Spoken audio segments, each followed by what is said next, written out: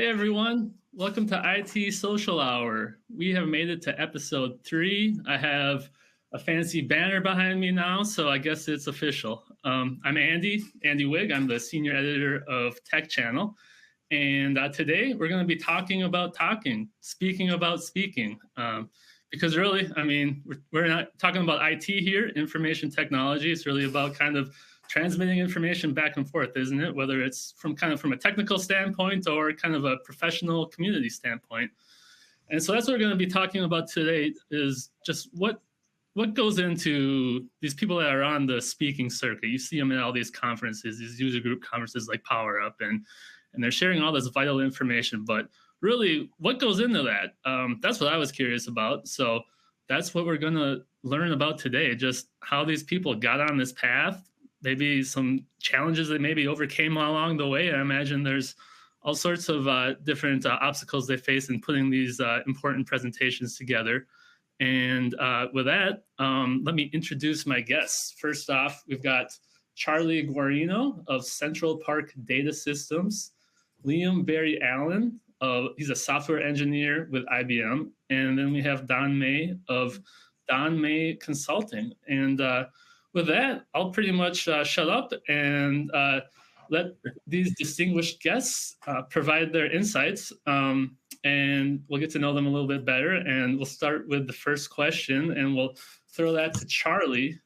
And that is really just tell us a little bit about what your current work is now, and then going back, just curious about how you got on this path to being just a regular on the speaking circuit and really kind of a thought leader in the IBM Power space. And I know you're all on the IBM Power side, so we'll kind of be focusing on that. But Charlie, tell us what do you do and how did you get to this point?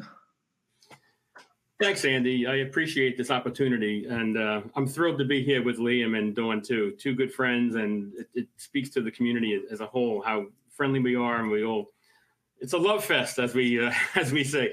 How did I get?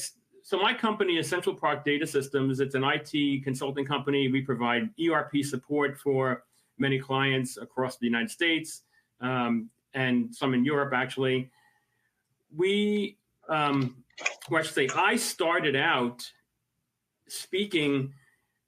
Let me go back all the way back. This is a joke. Let me go back all the way to 3rd grade when I took the lead of the class play, and that's how I got my first taste of it. I mean, I'm joking, but I'm not joking because I think in many people that I know who speak, you get a taste of being a presenter, and it becomes a life's passion.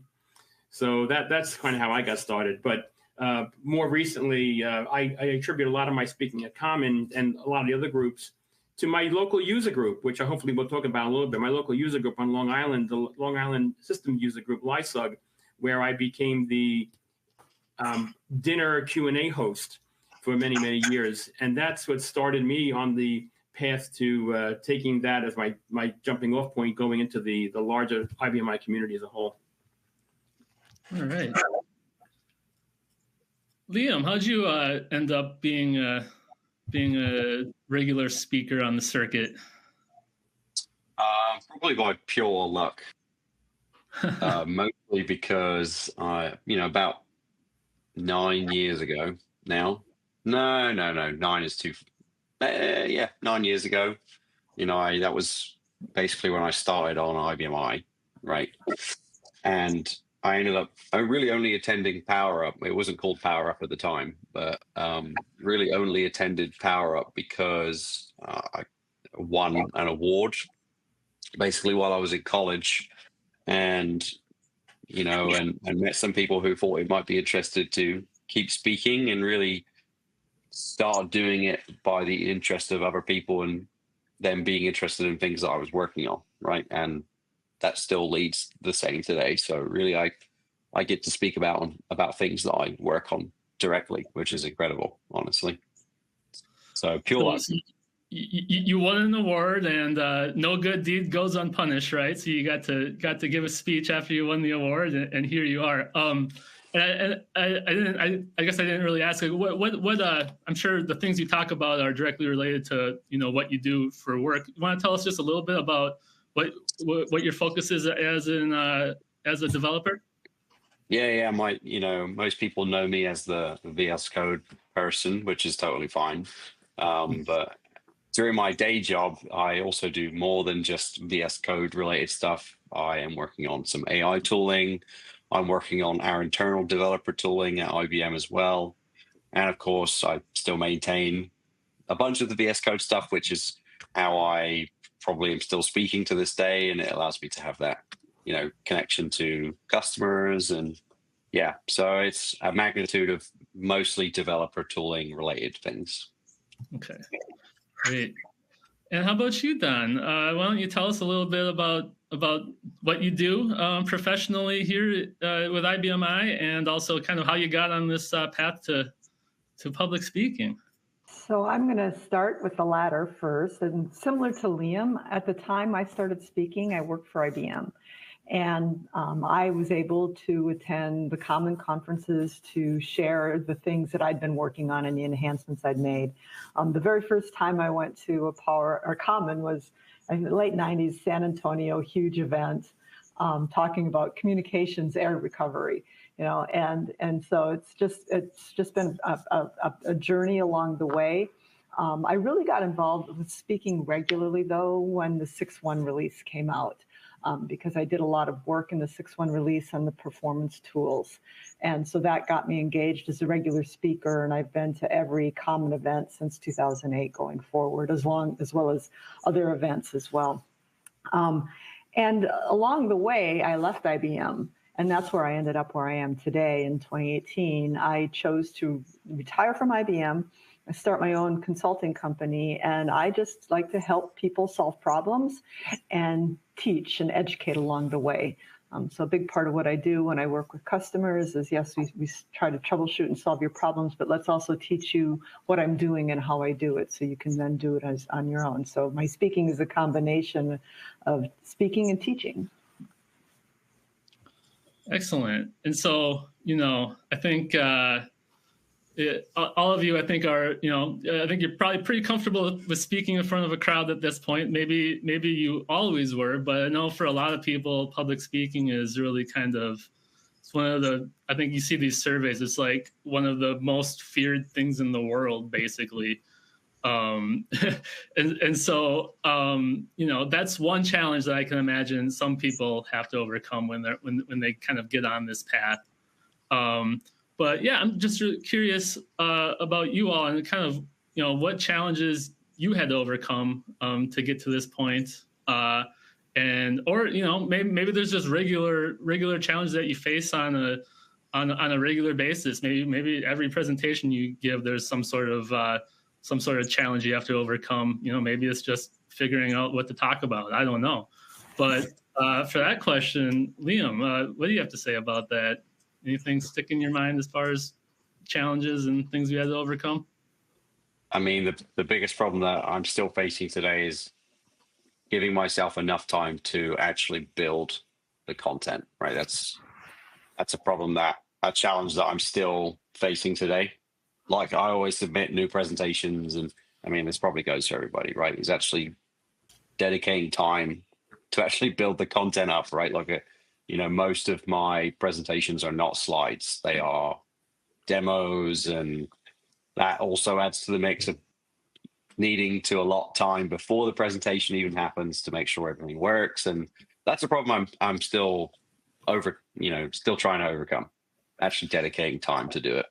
Okay. And you're kind of on your own there? You don't have someone behind the scenes helping you throw it all together, or is it kind of a solo effort? Well, yeah, my PA Jesse is never in the office, so I never, he doesn't really do any work for me, even though he's paid to basically build all my slides for me. But yeah, I'm still figuring it out on my own, I'm afraid. Gotcha. How about you, Don? What do you face any? Maybe it's been a totally smooth road. I don't know, but. My story is a little bit different. So I mentioned earlier, the very first common conference I went to was in late 90s, early 2000s, a big event in San Antonio. And my personality type is a very strong introvert. And at the time, I was also very, very shy. And so I was extremely nervous. and, sweaty palms, shaky voice.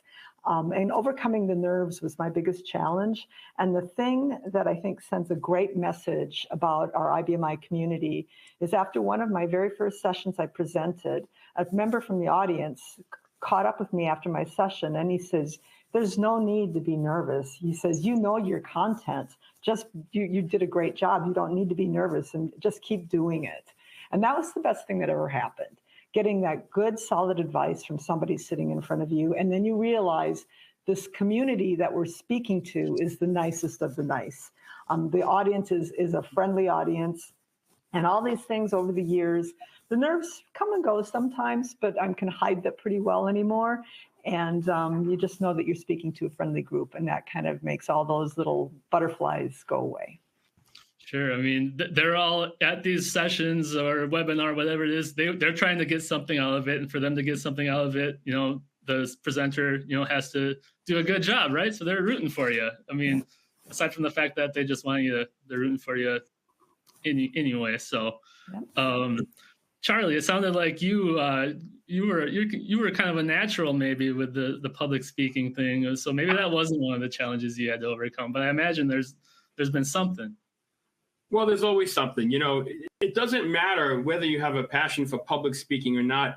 When you're speaking on very technical topics, it still remains to this day that many people I speak to who are considering getting into speaking, if you will, is this notion of imposter syndrome. And I'm going to be found out. They're going to really find out that I'm not an expert in this industry, and we all are. I mean, and I say it all the time. Anybody in a given room, we're all equals, and I look at it from that perspective. I'm just the guy at the front of the room. I'm the guy who likes to talk, but we're all equals, and we're all smart. And I'm not any smarter than anybody else in the room. But I went through a certain experience to get to a certain point to learn a new topic, for example, and I want to share that. And I think what's important for people who are considering sharing knowledge as a speaker is that it's perfectly fine and very welcome, in fact, to share your mistakes, because it's a journey to get to a certain destination in technology. And sharing those mistakes is equally as vital, if not maybe more important, to somebody who's now behind you trying to follow your steps, because there are so many rabbit holes you can go down. And by showing them some of the minefields ahead of time and how you got out of them, that's very valuable information to share. Yeah, I think it's helpful. Yeah, when someone's teaching something to see that, they went through their trial and error process, just like maybe you are. I think that can help the learning process. So I get what you're saying. Yeah. Yeah. And we talked a little bit about this already, but the next thing I was curious about is just what goes into these speaking engagements. I mean, we go to these conferences and we look at the schedule and we try to figure out, what's going to be most pertinent to what we're doing, and we go to those sessions, and that's pretty much it. But for you guys, it's I imagine it's kind of an iceberg situation where what we see is just a little bit, the final product. But I imagine there's a lot more work that goes in behind the scenes, just getting ready for these things and looking at the schedule. Sometimes you all have 4, 5, 6, 7 presentations in the span of a few days. So I imagine you're pretty busy. But we'll start with you on this one, Don. Do you want to give us a little peek into just kind of what goes into preparing for a speaking engagement? So of course, it starts off with, for example, Power Up, the call for presentations, and how do you decide what you're going to submit? And some of them are tried and true presentations where you want to share the same message to, hopefully new audiences. But then there's the opportunity when you can create new content. And every year I try to do some of both, balance it out with existing things so you don't have to build everything from scratch. But I also like to make sure that there's something new. And coming up with new topics is sometimes a challenge because, the technology, the IBMI releases, if they're 3 years apart, what's the new stuff that I need to cover? But what's even more important for me is making sure everything I present is current and accurate. So I do some basics on performance tools, for example. Well, IBM has been changing the Navigator interface. And so when you do these sessions, you want to make sure they're current. Well, in the handouts where you have screen captures, you have to go through and update these every single time. And so it's really a matter of making the time to do the updates, plan the sessions, as well as making sure that everything is current, doing a thorough review, and it just takes time. And the final thought I'm going to leave is one of the problems I always have is too much content in a session, because I like to go into certain levels of detail, and it's like, well, I can't talk about everything I know because it doesn't fit.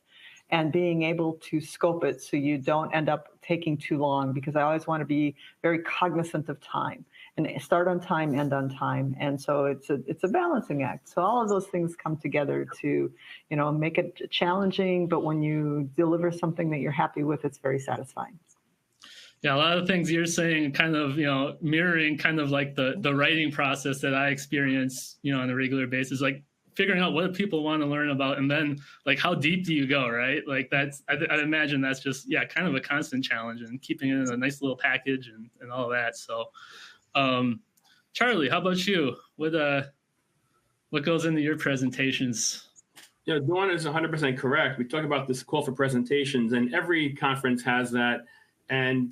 And even smaller user groups, they don't have necessarily a call for presentation, but they'll contact you and say, we want you to fill 2 hours of content, whatever the case is. But in the case of a larger conference like a Common, for example, you look at the grid from previous conferences, and you look at the people who are speaking on these topics, and you say to yourself, every topic has been taken already. Well, what can I possibly add to that is so different? And I tell people all the time, it doesn't matter. Even if you speak on the same exact topic, there's always your perspective, which is going to be different than the person in the front of the room. I even go as far as saying that if 2 or 3 speakers shared the same slide deck to different audiences, they would get different presentations, using the same slide deck, because they're adding, the real value is their experience that they're breathing life into this presentation. That's the real, but the challenge is trying to find a topic and really trying to stay ahead of the technology, because that's what people are coming to conferences for. They want to take the current technology and see how they can, deploy it in their shops and exploit it and use it in different and creative ways.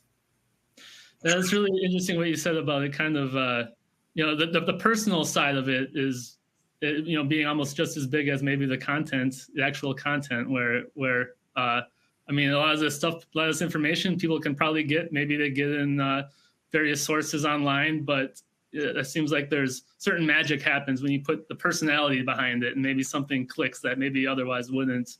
There's practically nothing that we speak about that people can't find on their own at the end of the day, but it's really our responsibility as a speaker to distill that information and make, and present it in usable format, because, think about it. I can go right now and search and find on anything that the 3 of us are speaking about, or anybody, I can find information about it. The question is pulling out the nuggets and putting them in a proper sequence to, so people can understand it best. And I'd like to add to that is that we all have our stories. And that's one of the things I like to do, is interleave a story. So you might be talking about, this feature, but let me tell a story about how a customer used this, or something bad that happened, how we solved this problem. And those personal experiences and those stories can bring a lot more depth and understanding to technical content. Mm-hmm. Power of storytelling. It's a big one. Well, all right. The last question we had lined up here, and it's kind of the big question. I think the big question is always kind of always boils down to why. Why am I doing this in the first place? So the question is what value do you see in doing these presentations, being on the speaking circuit? I imagine there's some career benefits, but also, there's the way it benefits the professional community, which I guess does tie back to your career, because that's vital. But going back to Charlie, I'm just yeah. Why don't you tell us, just when you boil it all down, why do you do this? I mean, you certainly don't have to, I imagine. No, it's completely volunteer. We're all volunteers in this, and it's not just speaking as a volunteer. Anybody who's involved with a user group, every facet of that is volunteer. So there's got to be something more in it than just, than just offering your time. Me personally, it's a real adrenaline rush to be able to the preparation is the hard part. To me, the presenting is the release, and that's the fun part. But it's all the preparation. But it's that same preparation that keeps you in the top of my game. That's where I really become an expert in something, because I in trying to stay ahead and trying to present, the most recent incarnation of any particular technology, I have to know it in and out, or as best as I can, I should really say. So it allows me to stay very current on any given topic. And by the way, that's one more point I want to make out is, what should I talk about? Talk about things that you're passionate about, because that's how you become bulletproof in front of a room. When it's something that you're passionate about, you can't be thrown. It's just, and trust me, there are many opportunities when you can be thrown, but when you know the topic and know the content well, you're golden. I love it. Yeah. Yeah. And Liam, how about you? Why do you do this? Yeah, it's for the people. Yeah. I mean, at a professional level, yeah, it's helpful. But I mean, for me, it's, if I didn't enjoy it on a personal level, then I probably wouldn't bother to do it. Anyone that knows me knows that, I keep it professional, but mostly I do it just to connect with people. Even in a professional sense, I like to connect with people and understand what their problems are, especially because I work on open source software. So, it's easy for people to get feedback, and doing that in person obviously is incredible. But at the end of the day, I enjoy it because I enjoy seeing Dawn and I enjoy seeing Charlie, and meeting people is always a fabulous experience for me. So as a socialite, I mean, that's why I like it so much. So, yeah, I guess that's a pretty straightforward reason, but it's the only one for me. So it's not so much the rush like Charlie, but it's the relationships, which I'm sure is the relationships for Charlie too. But yeah, it's interesting to hear just the feelings people get when they're on stage and how they ended up there in the first place. So yeah. And Don, how about you? What's your motivation for putting yourself out there like this? So I am very unlike Charlie. I do not have any sort of a rush from speaking. In fact, about the 5 minutes before I go on, I'm like, why am I doing this? Why am I doing this? It's my introverted nature that, you got to get up there. But the reason I do this and what I like is I like to teach. I like to help people learn things so that they can do better in their careers. And when I have someone that comes back and said, you know what you taught me in that session? I'm now doing this and I figured this out. That's what I get, is the real positive feedback. And I love it when I hear people come back to me and I've learned to do this on my own and I'm doing better in my job because I do that. That's what makes it good for me. And that's why I do it, is helping people do their jobs, teaching. So that's your rush, is the feeling you get from knowing you taught something and helped something out there. Okay. Absolutely. Excellent. Well, this has been really great just to hear about, it's always great to kind of get a peek behind the curtain and learn a little bit about what makes you folks tick and why you do what you do. So I just appreciate you all being here. I don't know if anybody has any parting comments, but if not, we will end things. I just want to let everybody know that you can find all the latest things on all things tech by visiting techchannel.com/subscribe. That's where this little podcast web series will be posted on there. You can find all our latest content. That's a really great way to stay up to date on what Tech Channel offers. And again, thanks to our guests for taking the time out of their busy schedules to join us and just shed light a little bit about what it's like to be one of these thought leaders out there, putting themselves out there on the scene and really helping push the community forward. And thanks to our audience. You made it to episode number 3. stay tuned for the next one. I'm going to try to keep pumping these out, and it's been great. Thanks to everyone, and see you next time. Bye. Thank you, everybody. Thank you, Andrew. Thanks.